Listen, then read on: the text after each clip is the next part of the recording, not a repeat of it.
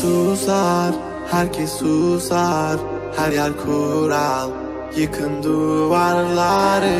Uğra, yanıma uğra, bir yazı tura, bükelim tüm kolları. Koy koy yeni bir kat, onu da geçeyim iyi bir park. Zoruna gidenin dili kurak, kapalı kapıya çeneni tak. Boş ver geri topla, verdiğin değerin dili olsa. Kalbimi vurmuş gidiyorsan, acı diliyorsan ve de biliyorsan. Kızgın güllerin üstüne düşmüş dolunayım ben.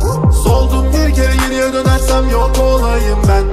Koştum bir firara, beni ölmezsem yine ara. Kara kış gibiyim sobalara.